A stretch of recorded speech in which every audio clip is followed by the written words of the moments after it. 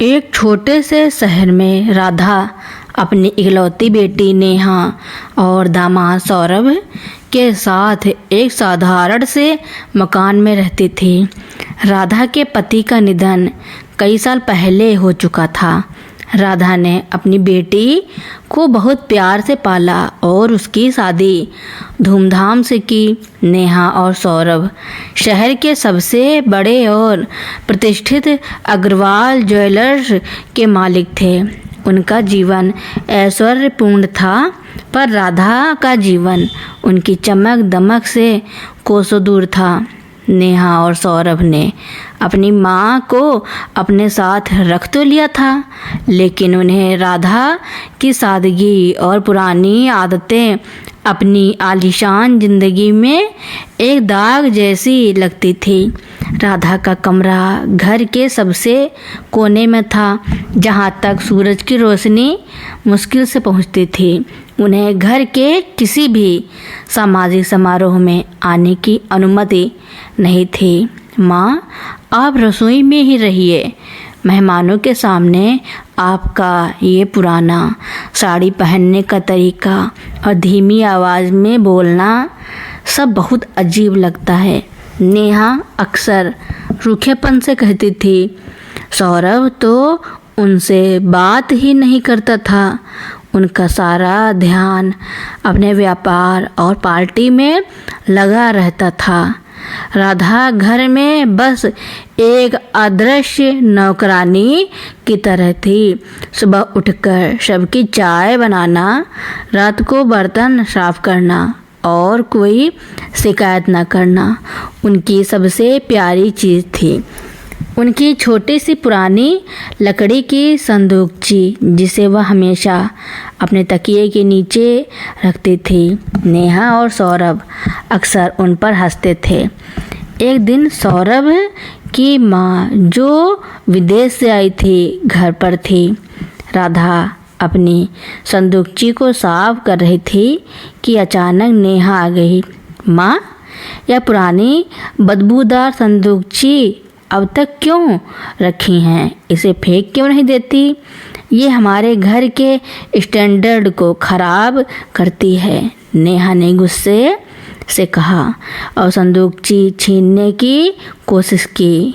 राधा डर गई। नहीं बेटा, इसे मत छुओ, यह मेरे पास पापा की आखिरी निशानी है, राधा ने दबी आवाज़ में कहा। क्या है इसमें? कुछ बेकार के पुराने कागज़ और तस्वीरें ही होंगी। नेहा ने झटके से ढक्कन खोला। अंदर कुछ नहीं था, बस कुछ पुराने पीले पड़े हुए कागज़ और राधा के पति की एक धुंधली सी तस्वीर। नेहा और सौरभ की माँ ने उत्सुकता से देखा। ये क्या है?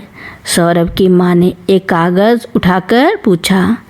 वह कागज़ एक पार्टनरशिप डीड थी। नेहा ने कागज़ को राधा के हाथ से लगभग झपट लिया। उसे यकीन नहीं हुआ कि यह क्या है। कागज़ों को ध्यान से पढ़ने के बाद नेहा और सौरभ के पैरों तले ज़मीन खिसक गई। उन कागज़ों से पता चला कि अग्रवाल ज्वेलर्स, जो आज सौरभ के पिता का माना जाता था, असल में सौरभ के पिता और राधा के पति दोनों की साझेदारी से शुरू हुआ था।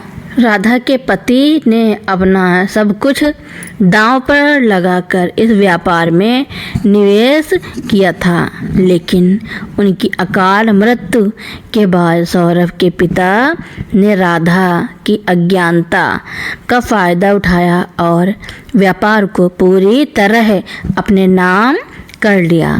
संदूकची में सिर्फ शुरुआती पूंजी, निवेश के प्रमाण, हस्ताक्षरित पार्टनरशिप डीड और लाभ के बंटवारे का मूल समझौता था। अगर ये कागज सामने आ जाते तो अग्रवाल ज्वेलर्स की आधी संपत्ति पर राधा का हक हो जाता। माँ, यह सब क्या है? नेहा का मुंह खुला रह गया। सौरभ भी हक्का बक्का था। यही है तुम्हारी उस पुरानी बेकार संदूकची का रहस्य? राधा की आवाज़ आज पहली बार मजबूत थी। तुम्हारे पिताजी ने यह कहकर मुझे दी थी कि राधा, हमारा व्यापार चाहे जितना बड़ा हो जाए, इन कागज़ों को हमेशा संभाल कर रखना। यही हमारी मेहनत की निशानी है। मैंने उनकी बात रखी। मुझे कभी धन की लालसा नहीं थी, पर मुझे यह नहीं पता था कि तुम लोग मुझे ही इस घर में एक अछूत की तरह रखोगे। नेहा और सौरभ को अपनी क्रूरता और अनदेखी पर गहरा पश्चाताप हुआ। जिस माँ को वे अपनी शानो शौकत के लिए शर्मिंदा मानते थे, वही माँ उनकी आधी दौलत की मालिक थी। वे समझ गए कि राधा ने कभी उन कागज़ों का इस्तेमाल क्यों नहीं किया। उन्हें अपनी बेटी के प्यार और सम्मान की ज़्यादा परवाह थी, न कि धन की। नेहा तुरंत माँ के चरणों में गिर गई। माँ, मुझे माफ़ कर दो। मैंने और सौरभ ने आपको क्या क्या नहीं कहा। हमें लगा कि हम आपको पाल रहे हैं, पर असल में आप ही हमें पाल रही हैं। आपने हमें जो अपमान दिया वह तो इस दौलत से कहीं ज़्यादा कीमती है। सौरभ भी हाथ जोड़कर खड़ा था। राधा ने उन्हें उठाया और कहा, मुझे पैसे नहीं चाहिए बेटा, मैं तुम्हें माफ़ करती हूँ। मुझे बस तुम्हारी माँ बनकर इस घर में रहने दो, ना कि एक बोझ बनकर। नेहा और सौरभ ने राधा को तुरंत घर की मुख्य सदस्य का सम्मान दिया। उन्होंने राधा की संदूकची को घर के सबसे सुरक्षित और सम्मानित स्थान पर रखा, क्योंकि वह केवल दौलत का प्रमाण नहीं थे, बल्कि ईमानदारी, त्याग और माँ के अटूट प्रेम का प्रतीक थे। राधा ने कभी उन कागज़ों का इस्तेमाल नहीं किया, लेकिन उन कागज़ों ने उनकी खोई हुई इज्जत और जगह उन्हें वापस दिला दी। नेहा और सौरभ ने अपनी माँ के सम्मान को वापस तो दिला दिया, लेकिन राधा के दिल में लगी चोट इतनी आसानी से भरने वाली नहीं थी। अगले कुछ हफ्तों तक घर का माहौल बदल गया। नेहा हर सुबह उठकर सबसे पहले माँ के कमरे में आती और पूछती, माँ, आप चाय कहाँ पियेंगी? क्या आपको बाग में चलना है? सौरभ भी ऑफिस से लौटकर सबसे पहले राधा से हाल चाल पूछता। राधा ने सब कुछ देखा, पर वह शांत थी। उन्हें अच्छे से पता था कि डर और पश्चाताप से पैदा हुआ सम्मान सच्चे प्रेम और अपनेपन से पैदा हुए सम्मान से अलग होता है। वह चाहती थी कि उनका परिवार फिर से एक हो, पर उन्हें यह भी पता था कि यह सिर्फ समय के साथ ही संभव है, दिखावे से नहीं। एक शाम सौरभ अपने हाथ में एक बड़ा सा कागज़ लेकर आया। माँ, सौरभ ने कहा, मैंने वकील से बात की है। यह विधिक समझौता है। यह आधिकारिक रूप से प्रमाणित करता है कि अग्रवाल ज्वेलर्स में आपकी 50% हिस्सेदारी है। हम चाहते हैं कि आप इस पर दस्तखत कर दें।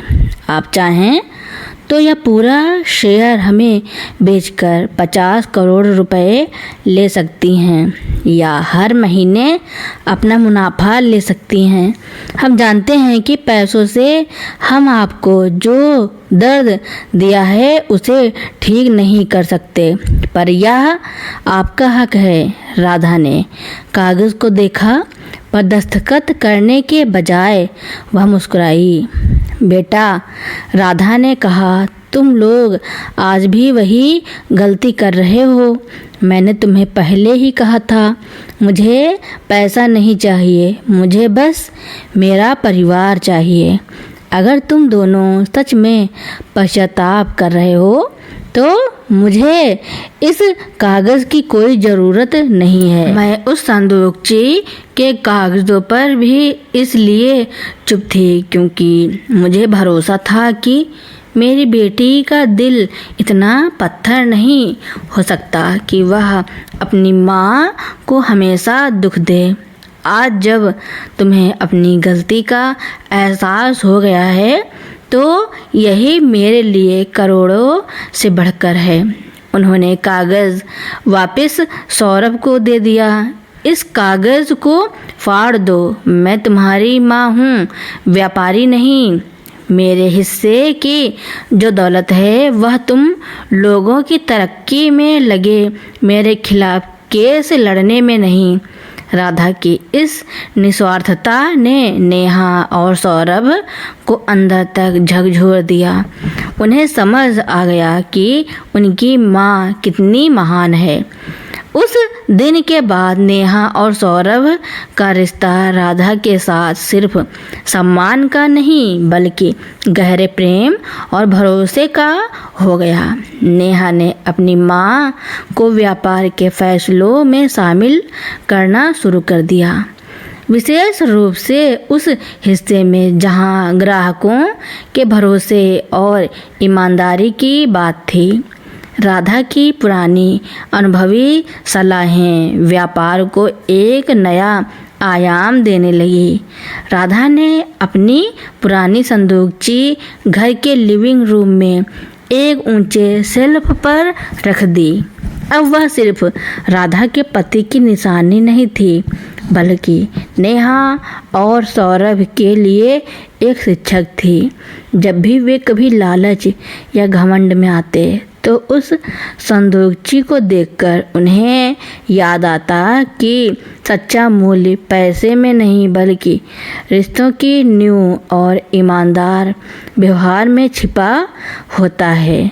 अगले साल नेहा और सौरभ ने मिलकर एक बुजुर्गों के लिए आश्रम खोला और उसका नाम राधा के पति के नाम पर रखा। यह उनकी तरफ से अपनी माँ के त्याग और निस्वार्थ प्रेम के लिए एक छोटा सा समर्पण था। राधा को अब बाग में टहलने, परिवार के साथ खाने और अपनी प्यारी संदूकची को देखते हुए जीना अच्छा लगता था। उनका जीवन पहले से ज़्यादा साधारण था पर अब उसमें खुशी और संतोष की चमक थी जो किसी भी हीरे जवाहरात से कहीं ज़्यादा कीमती थी। राधा के मार्गदर्शन में अग्रवाल ज्वेलर्स का बदलाव राधा के जीवन में सम्मान और प्रेम की वापसी के बाद उन्होंने चुपचाप ही अग्रवाल ज्वेलर्स के व्यापार में अपनी दूरदर्शिता दिखानी शुरू कर दी। हालांकि उन्होंने कानूनी हिस्सेदारी का कागज़ फाड़ दिया था पर उनका अनुभव और नैतिक बल अब व्यापार की सबसे बड़ी पूंजी बन गया था। राधा ने देखा कि नेहा और सौरभ का ध्यान हमेशा फास्ट फैशन और तुरंत लाभ पर रहता था जिसके कारण वे अक्सर ग्राहकों को महंगी पॉलिश और मिलावट वाले नग बेच देते थे। राधा ने इस पर तुरंत रोक लगाई। बेटा, राधा ने नेहा और सौरभ को समझाया, गहने सिर्फ धातु और पत्थर नहीं होते, वे पीढ़ियों का भरोसा और परिवार की बचत होते हैं। अगर तुम आज 10 ग्राहकों को धोखा दोगे तो कल तुम्हारे 1000 ग्राहक कहीं और चले जाएंगे। हमें कम मुनाफा हो पर हमारे गहने पूरी तरह शुद्ध होने चाहिए। राधा के निर्देश पर अग्रवाल ज्वेलर्स ने अपने सभी आभूषणों पर शुद्धता की गारंटी को सख्ती से लागू किया। उन्होंने हर गहने के साथ उसकी उत्पत्ति का प्रमाण देना शुरू किया। इस बदलाव से शुरुआत में मुनाफा थोड़ा कम हुआ लेकिन कुछ ही महीनों में पारदर्शिता और ईमानदारी के लिए अग्रवाल ज्वेलर्स की शहर में नई पहचान बन गई। राधा ने देखा कि नेहा और सौरभ अपने कर्मचारियों से बहुत सख्ती से पेश आते थे। वे उन्हें सिर्फ मशीन समझते थे जो उनके लिए पैसा कमाती थी। राधा ने इस पर टोका, ये लोग तुम्हारे व्यापार की रीढ़ हैं। अगर इनकी कदर नहीं करोगे तो ये दिल से काम नहीं करेंगे। याद रखो, ग्राहक से विनम्रता तभी आएगी जब कर्मचारी अंदर से खुश होगा। राधा ने सुझाव दिया कि कर्मचारियों के लिए स्वास्थ्य बीमा और उनके बच्चों की शिक्षा के लिए कुछ छोटी मोटी सुविधाएं शुरू की जाएं। उन्होंने खुद रसोई में कर्मचारियों के लिए दोपहर का खाना बनाना भी शुरू कर दिया, जिससे उनका मनोबल बहुत बढ़ा। कर्मचारियों ने पहली बार महसूस किया कि वे सिर्फ काम करने वाले नहीं बल्कि परिवार का हिस्सा हैं। राधा की पुरानी संदूकची की कहानी पूरे परिवार के लिए प्रेरणा बन गई थी। नेहा ने माँ के इस महान त्याग को व्यापार की नई टैग लाइन में बदलने का फैसला किया। उन्होंने एक नया मार्केटिंग अभियान शुरू किया, अग्रवाल ज्वेलर्स, जहां गहने नहीं विश्वास की कीमत होती है।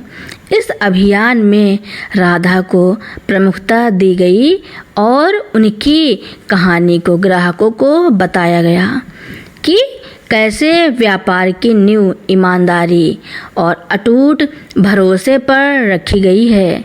इस मानवीय पहलू ने ग्राहकों को भावनात्मक रूप से जोड़ा।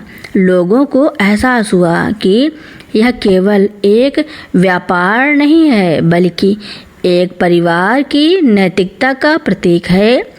परिणाम स्वरूप जहां दूसरे ज्वेलर्स मंदी की मार झेल रहे थे, वहीं अग्रवाल ज्वेलर्स का कारोबार और प्रतिष्ठा दोनों तेजी से बढ़े।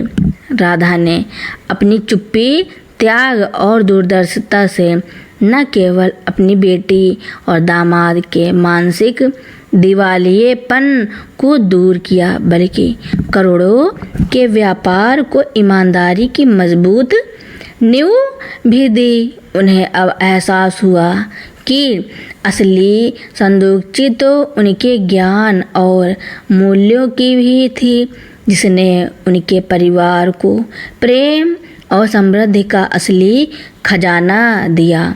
अब जब अग्रवाल ज्वेलर्स की नींव मजबूत हो गई है, राधा की निस्वार्थता और त्याग ने नेहा और सौरभ को केवल भावनात्मक रूप से ही नहीं बदला बल्कि उन्हें सामाजिक जिम्मेदारी का भी एहसास कराया।